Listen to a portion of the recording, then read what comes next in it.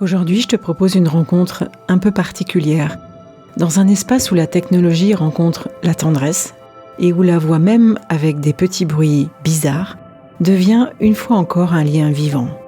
Alors oui, je l'avoue, c'est la première fois que je rentre dans l'univers de l'hôpital avec ce podcast, et ce n'est pas un hasard. Nous allons parler avec mon invité de soins, bien sûr, mais surtout d'humanité, de créativité, de sources d'inspiration avec nos grands-parents, et de ces petites inventions parfois inattendues qui changent profondément l'expérience de ceux qu'on accompagne. Aujourd'hui, j'ai le plaisir d'accueillir Julien Vellemant, médecin onco-radiothérapeute qui accompagne des enfants atteints de cancer, là où la vie se fait plus fragile, plus dense et plus vraie. Il pourrait te parler de protocoles, de machines, de chiffres.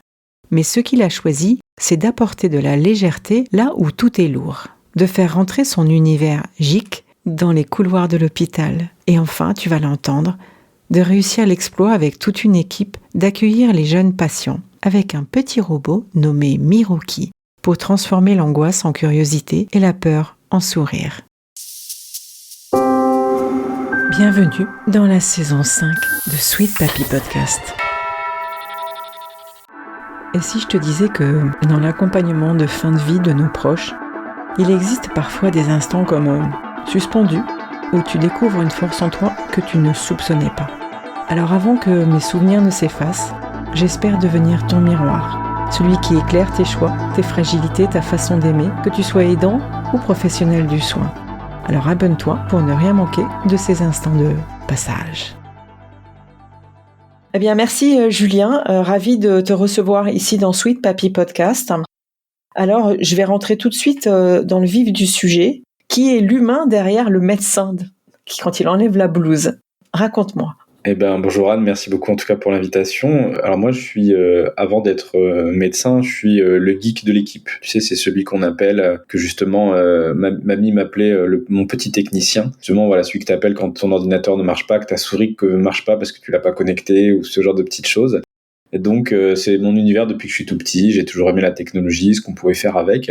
Et c'est vrai que quand j'enlève la blouse, je reviens à cet amour-là de la technologie. Et donc ça va du jeu vidéo très basique à des logiciels un peu plus poussés, où je m'amuse à voir un petit peu ce qu'on peut faire avec tout ça. Et c'est vrai que c'est des choses que j'aime bien transmettre. Quel est ton métier pour décrire aux auditeurs ce que tu fais? Donc moi je suis radiothérapeute, c'est le médecin cancérologue qui va traiter les cancers avec des rayons. Donc ce qu'il faut savoir pour bien comprendre pourquoi Miroki est né et d'où ça vient, c'est que la radiothérapie c'est un traitement du cancer, c'est un traitement qui reste lourd, et c'est un traitement qui se fait sous forme de séance.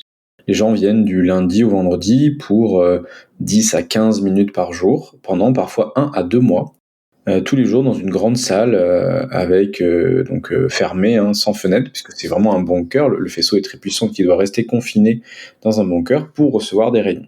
Ça, c'est le concept général. Pour les enfants, c'est exactement la même chose. La seule différence, c'est que pour les enfants, dans leur parcours de soins en cancérologie, ça va être le seul moment de leurs soins où ils vont être seuls. Et donc effectivement, ça va poser beaucoup de soucis, puisque autant pour la chimiothérapie, papa et maman peuvent être là. Pour la chirurgie, papa et maman peuvent accompagner jusqu'au bloc. Pour l'IRM, papa et maman peuvent aller dans l'IRM avec l'enfant.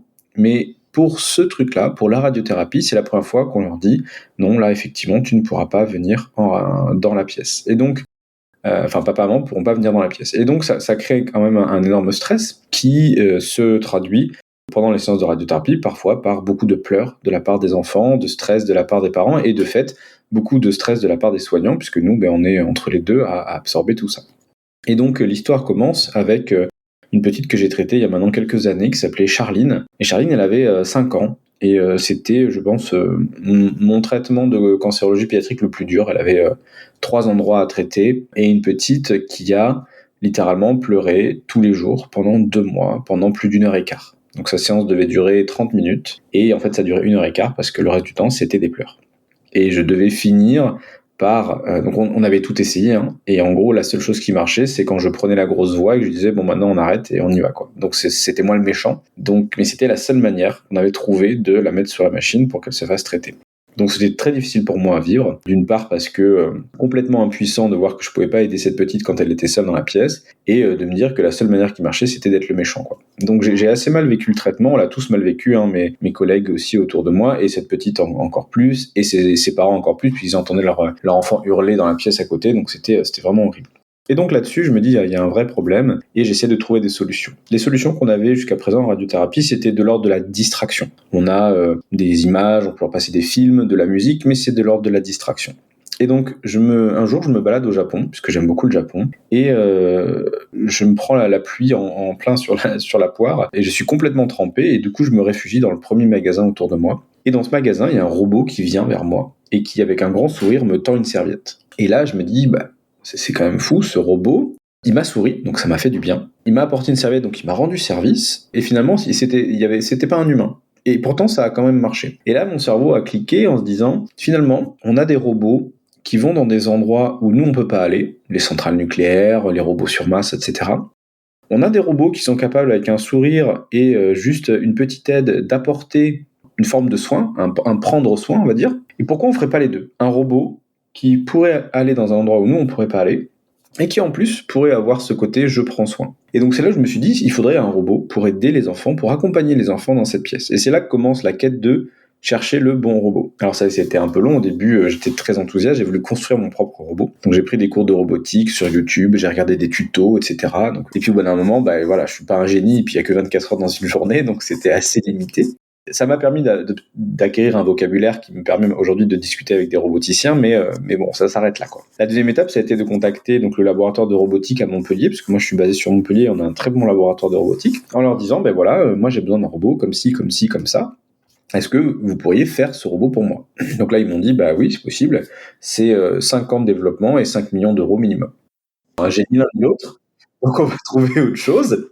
On va chercher autre chose, et du coup, je cherche, et puis à un moment, je tombe sur un article sur Internet qui dit Miroki, un robot pour faire de la logistique. Alors je m'interroge, je regarde, et là je découvre ce petit robot qui n'était pas aussi évolué qu'aujourd'hui, et qui était initialement dédié vraiment pour la logistique sociale, c'est-à-dire il était designé pour pousser des objets, déplacer un objet d'un endroit à un autre, mais il n'était pas censé interagir directement avec les humains, il était censé être mignon pour s'intégrer dans un environnement social sans faire peur, comme un robot Optimus de Tesla ou autre, un peu froid, voilà.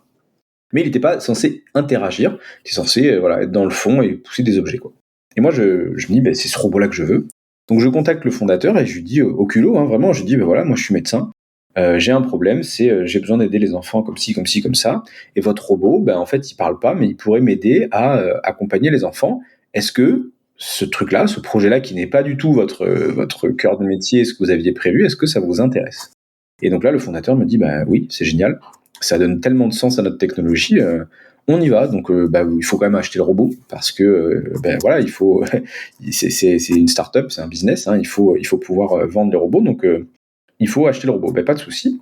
Donc on s'est fait aider d'une maman qui a malheureusement perdu sa fille il y a quelques années d'un cancer, et qui aujourd'hui dédie sa vie à ce genre de cause, qui a fait des levées de fonds, qui a fait des soirées caritatives où je suis allé pitcher, parler aux gens, etc. Et finalement, c'est des centaines de gens qui ont donné de leur poche, vraiment des petites sommes, des mamies qui ont donné 10 € sur leur retraite, etc. pour voir le projet exister. Et donc c'est pour ça qu'on l'appelle le robot du cœur, parce que c'est vraiment la générosité des gens qui a fait qu'on a pu acheter le robot au départ. Et donc on a réussi à acheter le robot, donc le robot c'était 100 000 €.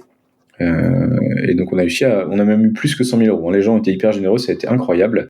Les gens ont vraiment cru à fond dans le projet au début, et on a pu acheter le robot, et là a commencé l'aventure de, on a un robot, maintenant comment on le fait, comment on le transforme à notre image, comment on transforme un robot qui à la base est fait pour faire de la logistique en un robot qui va pouvoir interagir avec les enfants. Et c'est comme ça que l'histoire a débuté, par un épisode de pluie assez violent au Japon, et un problème de moi qui avait vraiment mal vécu le fait que cette petite, elle faisait que pleurer, quoi. J'ai lu que moi ça datait de octobre 2024, c'est la mise en place de Miroki ? Alors c'est le reveal officiel de Miroki arrive à l'hôpital. On avait déjà commencé à travailler, mais vraiment en sous-marin.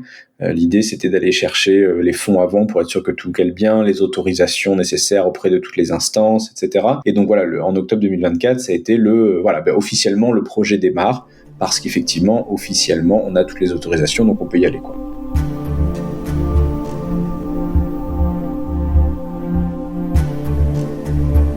Ok, et donc ce robot humanoïde, c'est comme ça qu'on l'appelle, il accompagne les enfants. Comment ça, les enfants ou les personnes qui viennent dans ton service, comment ça se passe de la transformation pour qu'ils puissent interagir, hein?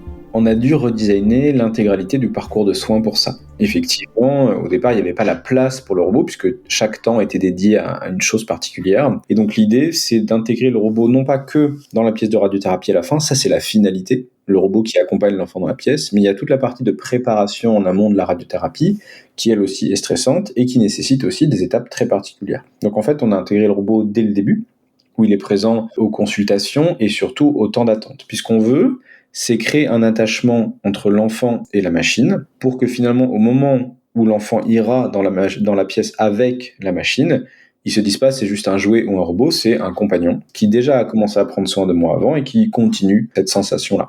Et donc du coup, on a tout un jeu de scénarios pour que dès le début, il y ait des interactions. Donc les interactions, elles se placent dans les temps d'attente, donc dans les salles d'attente, exactement, où on a allongé ces temps-là. Alors en médecine, c'est pas très dur d'allonger les salles d'attente, puisqu'on attend souvent très longtemps quand on va chez le médecin, mais disons que là on l'a officialisé, Ouais. qu'on allait prendre du temps, pour que justement ce temps-là où on attend le médecin, on puisse discuter avec le robot et qu'on prenne le temps de discuter, d'apprendre à se connaître, etc.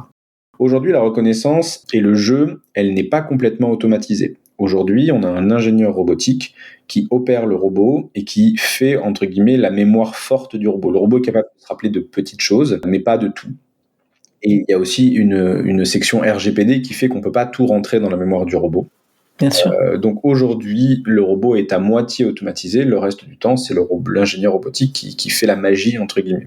On travaille activement pour que demain, ce soit le robot qui fasse la magie intégralement, mais aujourd'hui, on est limité par la technologie. Finalement, cette technologie-là d'interaction avec de l'intelligence artificielle et de la robotique, elle est assez neuve parce que ça a été permis par les dernières avancées en IA, notamment générative, avec les chats GPT et compagnie. Du coup, c'est encore assez récent. C'est pour ça qu'aujourd'hui, le robot n'est pas complètement autonome. Donc du coup, ces temps-là, ils sont pris pour le robot. Et ensuite, par contre, tous les temps vraiment importants où il faut que l'enfant ne bouge pas, ou les temps un peu cruciaux comme la consultation d'annonce, où on dit quand même des choses très importantes, très graves à cette consultation, le robot n'est pas là. On a choisi pendant la consultation d'annonce de ne pas mettre le robot pour ne pas gêner la consultation. Par contre, une fois que la consultation est terminée, quand la porte s'ouvre, l'enfant sort et découvre le robot à ce moment-là. Pareil pour le scanner de préparation, l'enfant ne doit pas bouger, donc le robot est là, mais ne parle pas, il n'y a pas d'interaction. Il a juste des petits bruits qui rappellent qu'il est là. En fait, il fait des espèces de petits bruits du type brrr, comme ça là. En fait, c'est une espèce de calibrage mental qu'on fait pendant toute la préparation, où ces petits brrr vont venir ponctuer les interactions. Et ensuite, quand vous entendrez ce petit brrr, c'est un peu la cloche et le chien de Pavlov, hein, vous savez que le robot est là, sans qu'il ait besoin de dire qu'il est là. Et du coup, quand il est avec le scanner, il n'a pas besoin de dire « je suis là ». Il y a juste un petit bruit qu'il fait et l'enfant sait qu'il n'est pas tout seul. Et c'est la même chose dans la pièce de radiothérapie. Il ne faut pas bouger, hein, on fait des traitements au millimètre près. Donc l'idée, c'est que le robot dise « je suis là » sans avoir besoin d'interagir. Donc j'ai juste encore une fois ce petit rappel de bruit, ce visuel dans le coin où l'enfant peut le voir sur le côté, mais il n'y a pas d'interaction. Les vrais échanges se font vraiment en dehors de ces temps-là, dans les salles d'attente, où là par contre on va créer du lien, on a des scénarios, des histoires, on discute, on échange et on apprend à se connaître.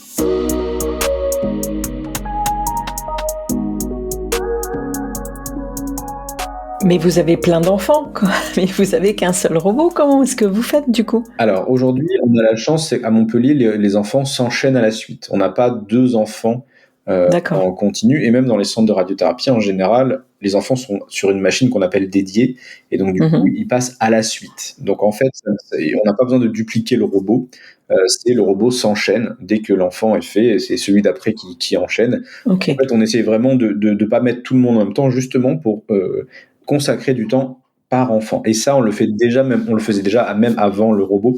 On essayait de dédier des temps spécifiques d'écoute des enfants et par enfant, pas tout le monde en même temps.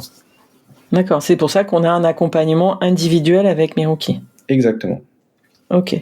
Il y avait déjà un accompagnement individuel en fait avant Miroki, c'est juste que là on l'a formalisé, mais voilà, on n'est pas tout le monde en même temps et on peut parce qu'effectivement on n'a pas beaucoup d'enfants en même temps. Si demain on dit qu'on le met aussi pour les adultes, effectivement il faudra une flotte de robots pour pouvoir tout le monde, voilà. Ok. Quel rôle peut jouer la technologie comme Miroki, même quand il n'y a plus de guérison possible ? Jusqu'à quand le robot est là, Miroki est là ? Alors en fait, moi, j'appelle ça maintenant, j'ai un peu théorisé le truc, c'est la présence technologique. D'accord. En fait, la radiothérapie guérit les tissus, mais la présence, quelle qu'elle soit, guérit la peur. Et donc en fait, quand l'humain peut pas être là, pour diverses raisons, la technologie, quand elle est bien pensée, peut prendre le relais de cette présence et faire de la présence technologique. Donc c'est le simple fait de dire tu n'es pas seul qui sert entre guillemets à guérir la peur. Pas les tissus, pas le cancer, mais en tout cas enlever la peur et c'est déjà une énorme partie. Oui, ça gère les émotions, de l'enfant comme, éventuellement après derrière de l'adulte, hein. Des adultes aussi, puisqu'il y a vraiment une baisse du stress par là, et puis il y a aussi une partie d'éducation thérapeutique, hein. Le robot peut tout à fait éduquer l'enfant à sa maladie, au traitement, etc. Et comment réagissent les enfants quand ils voient Miroki pour la première fois? Ou les familles d'ailleurs, les parents ou les grands-parents? Alors il y a plusieurs réactions. De manière générale, le sentiment global, c'est super. Si on fait une moyenne, on va dire globale, c'est super. Après, il y a des petites variations, effectivement. On s'est rendu compte que déjà, il y avait des tranches d'âge d'acceptation du robot. Entre 8 et 12 ans, c'est la meilleure tranche d'âge. Les enfants, ils sont à fond dans l'imaginaire. Donc un robot, c'est vraiment incroyable. Les meilleures interactions, elles sont là. En dessous de 8 ans, les interactions déjà entre d'humain à humain, elles sont plus complexes. L'enfant n'a pas forcément appris à relancer l'adulte ou autre. Et donc du coup, on est plus dans de la narration. Le robot va raconter une histoire et l'enfant écoute le robot parler et ça suffit à créer ce sentiment-là. Au-dessus de 12 ans, on est dans la génération TikTok et haute fréquence, on va dire, donc il faut que ça aille très vite. Il faut que ce soit hyper punchy, et le robot, aujourd'hui, technologiquement, a du mal à faire des interactions hyper rapides, hyper fluides. Pour vous donner une idée, quand il parle, quand il répond, la latence, elle est de 1 à 2 secondes. Donc quand on fait une interaction, c'est bien pour 2-3 relances, mais au bout d'un moment, ça s'essouffle un peu. Donc pareil, la technologie évoluant, dès qu'il y a une technologie qui évolue, on la rajoute sur le robot. Donc le robot ne fait que s'améliorer. Mais aujourd'hui, voilà, pour un gamin de 15 ans, il va jouer 10 minutes, au bout d'un moment, il va dire bon, allez, vas-y, suivant, quoi. Voilà, donc c'est encore la limite du système, mais voilà comment on fait. Et les parents, ça a l'air de les rassurer quelque part? Les parents, en fait, ça leur fait un médiateur. C'est-à-dire que l'idée, au début, c'était eux qui devaient gérer la régulation émotionnelle de l'enfant. Là, aujourd'hui, on peut transférer une partie de cette charge au robot. On le voit très bien puisque le robot absorbe le stress de tout le monde, de l'enfant, des parents et des soignants.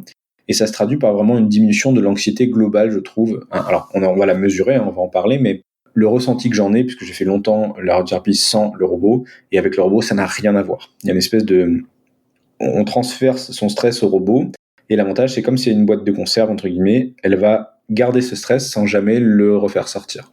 Moi, si je te stresse, aujourd'hui, Anne, ce soir, il va falloir que ça sorte. Tu vas aller à la boxe, tu vas taper dans un sac de frappe, ou tu vas crier sur ton compagnon ou tes enfants, ou tu vas garder tout en toi et ça va t'autodétruire à un moment ou à un autre, mais il va falloir que ça s'exprime quelque part. Le robot, lui, il n'a pas besoin de ça. Il garde, il absorbe sans jamais ressortir. Et donc, du coup, c'est ce truc-là qui prend, qu'on ressent en tant qu'énergie un peu globale, en tant que feeling quand on est dans la pièce, c'est beaucoup plus détendu. Avant, quand un enfant arrivait, on était tous un peu figés, un peu crispés, etc. Aujourd'hui, c'est vraiment le sourire, on est content d'y aller, ça n'a rien à voir. Quand malheureusement ils sont en fin de vie, est-ce qu'ils demandent à communiquer à nouveau avec le robot? Pour l'instant, on n'a pas fait de test d'enfants en fin de vie avec le robot, parce qu'on a heureusement pas beaucoup d'enfants en fin de vie, et encore moins qui font de la radiothérapie. On en a un bientôt qui arrive sous la machine, donc on pourra éventuellement tester. Je pense pas que ça change de d'habitude, parce que les enfants, ils n'ont pas la même conscience de la fin de vie que nous. De manière générale, les enfants sont très dans l'instant présent. C'est ce qu'on perd en grandissant, c'est cette capacité Oui. à rester dans l'instant présent. Ouais, on perd notre innocence. Voilà. Et donc, du coup, même s'il y a quand même cette peur, elle est beaucoup moins présente puisqu'il n'y a pas cette anxiété de projection de qu'est-ce qui va se passer plus tard. Donc, ça change pas le niveau d'interaction. Je pense, les enfants sont quand même contents de pouvoir parler à quelqu'un, quelle que soit la période dans laquelle ils sont, quoi. Alors, on va en revenir au côté de l'accompagnement et reparler peut-être des personnes âgées, puisque tu m'as dit que tu avais effectivement aussi ce spectre-là de personnes vieillissantes. Est-ce que le robot pourrait aussi accompagner les personnes âgées? On a activé un projet de recherche pour les enfants, hein, et un projet de recherche pour les personnes âgées, puisque finalement ils sont pas si différents dans la réflexion. Donc ce sera un double casquette. La première, ça va être de la rééducation motrice, faire des exercices de motricité aux personnes âgées, de la marche, etc. Et la deuxième pan, c'est ce dont on parlait, c'est la présence technologique. C'est de dire finalement, personne va voir le petit vieux dans sa chambre d'hôpital parce qu'il est tout seul. Miroki peut le faire. Miroki peut le faire, c'est sûr que ça remplace pas un humain. Un humain pourrait faire ce travail-là, mais la réalité, c'est qu'en fait, les humains ne le font pas. Ouais. Quand on me dit: «Oui, mais là, vous prenez la place d'un humain», oui, mais concrètement, personne va les voir ces petites personnes âgées. Personne va les voir. Alors il y a des bénévoles qui passent, ils passent 1 heure de temps en temps, mais ça s'arrête là.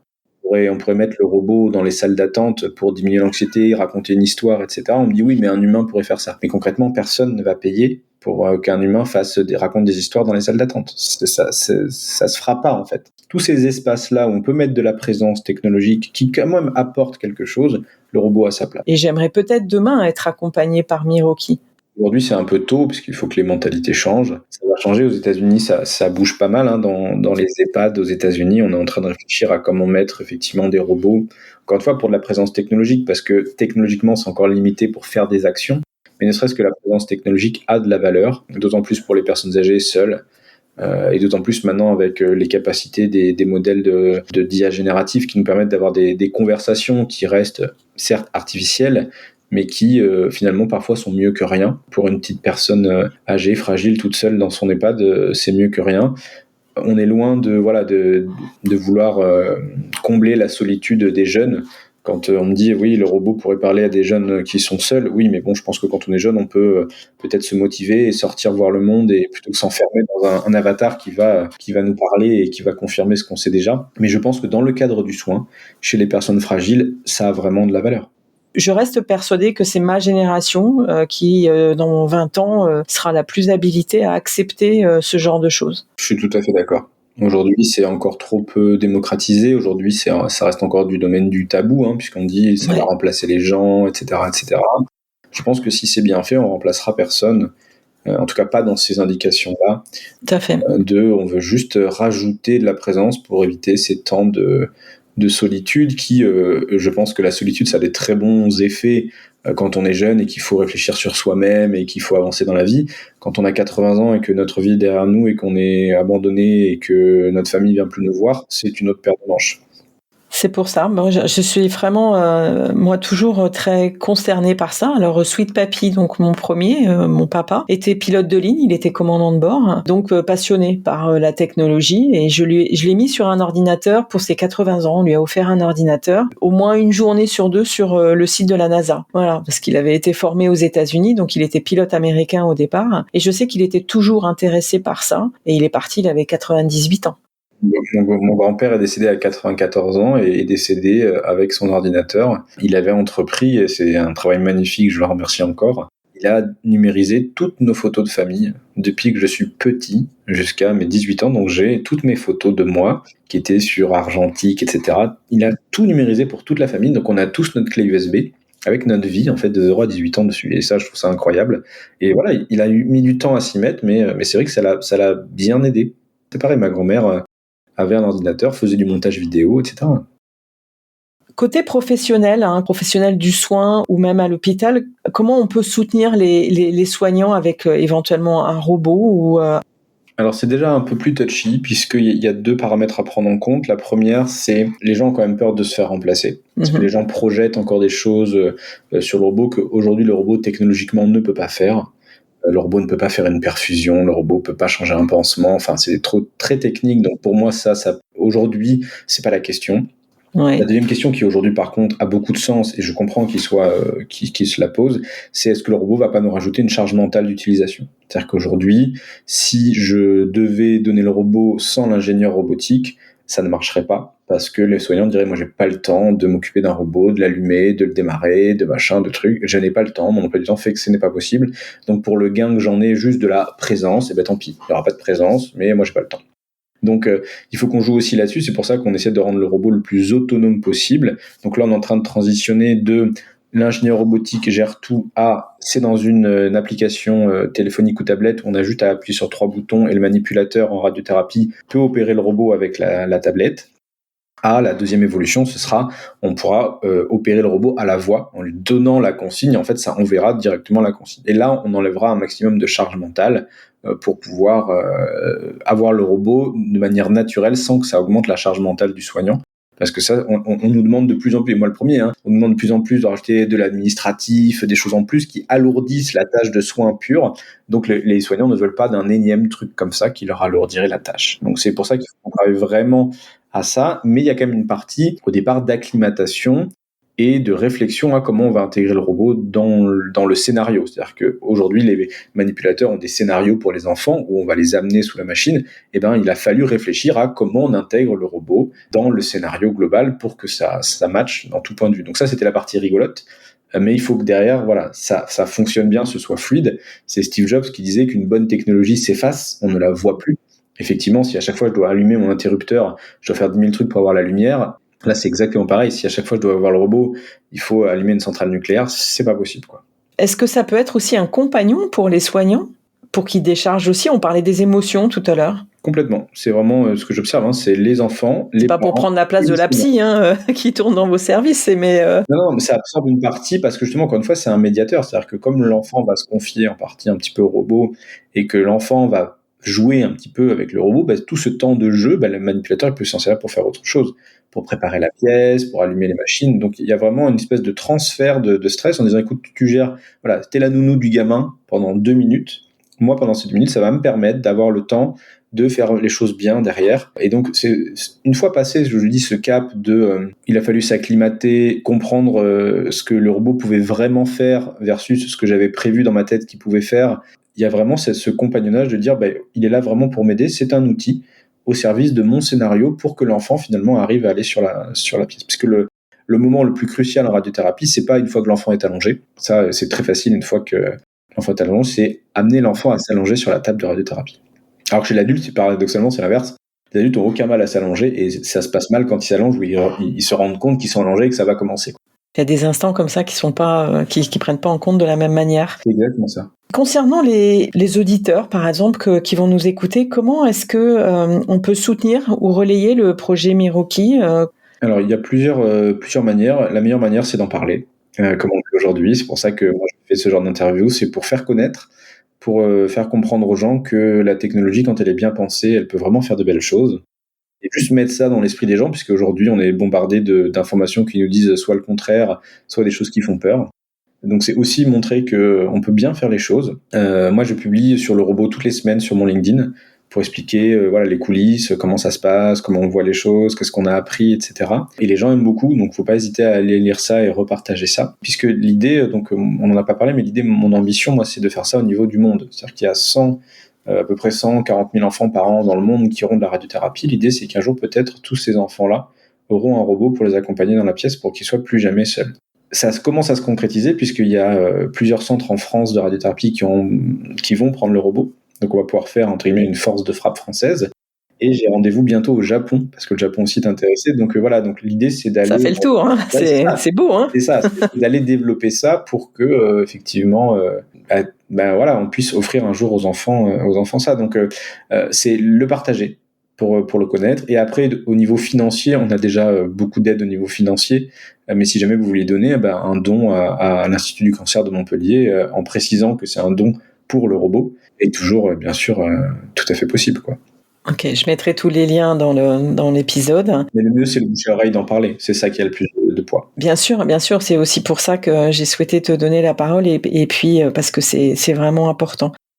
Est-ce que, pour terminer, tu aurais un conseil, une note d'espoir, quelque chose qui va dans le sens pour les parents endeuillés ou les aidants, justement, de dire qu'il existe des solutions, peut-être? Je pense que le message, c'est ça, c'est que on parle de plus en plus des aidants, donc ça commence à se savoir de plus en plus. Il y a de plus en plus de gens comme toi qui se mobilisent pour aussi que tout ça avance de ce côté-là.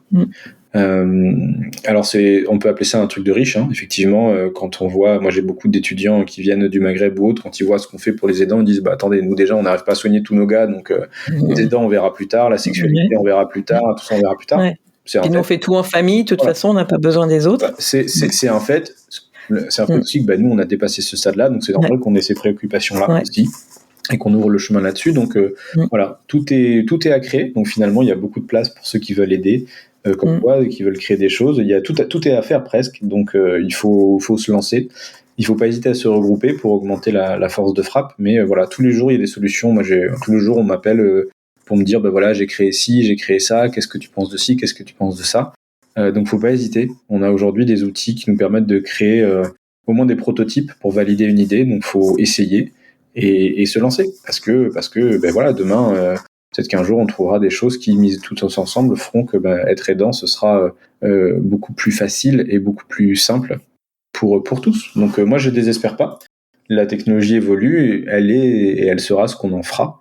Donc justement, il faut s'en emparer et se dire, voilà, si les aidants ont des problèmes, il faut régler les problèmes des aidants.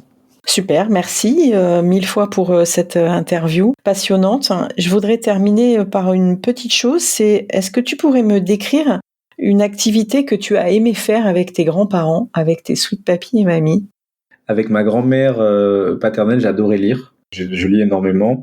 Donc j'adorais me mettre sur le canapé, on lisait des heures avec ma mamie, collés l'un contre l'autre, c'était incroyable. Avec mon grand-père paternel, malheureusement, est décédé très vite d'un cancer du poumon, donc je l'ai assez peu connu. Avec ma grand-mère maternelle, j'aimais beaucoup faire la cuisine et raconter des histoires, etc. Et avec mon grand-père maternel, je faisais vraiment le petit aventurier, parce qu'il m'amenait dans la nature, il était biologiste. Et du coup, il m'avait appris tous les cailloux, les plantes, etc. Voilà, donc c'était nos petits moments privilégiés. Aujourd'hui, ils sont malheureusement tous dans un autre monde, mais c'était vraiment des gens incroyables. Merci pour ce témoignage, parce que je continue à pousser sur le fait que nos sweet papy et mamie sont aussi des gens qui nous apportent énormément. C'est bien d'avoir la technologie, mais il faut garder l'histoire et la voix. Et si moi j'ai démarré ce podcast, c'est parce que j'ai retrouvé une cassette de mon grand-père qui était né en 1902 et qui l'a faite en 1984, où il racontait la vie de toute la famille. Et d'entendre sa voix, ça m'a tellement émue que j'ai décidé de faire ce podcast. C'est une très bonne idée. Merci beaucoup encore une fois pour l'invitation. Si cet épisode t'a touché, inspiré ou donné des pistes pour mieux appréhender les imprévus de la vie, je t'invite à aller plus loin. N'hésite pas à t'abonner à Sweet Papy Podcast pour ne manquer aucun des prochains épisodes, remplis bien évidemment de bienveillance et d'histoires inspirantes. Et puis partage s'il te plaît cet épisode avec quelqu'un qui pourrait en tirer des enseignements précieux. Et surtout, si tu souhaites discuter de ton propre parcours d'aidant, échanger ou découvrir des ressources pour t'accompagner, n'hésite pas à réserver un appel découverte avec moi via le lien qu'il y a dans le descriptif de l'épisode. Sache que ton histoire, ton expérience et tes questions méritent d'être entendues. À très bientôt et prends soin de toi.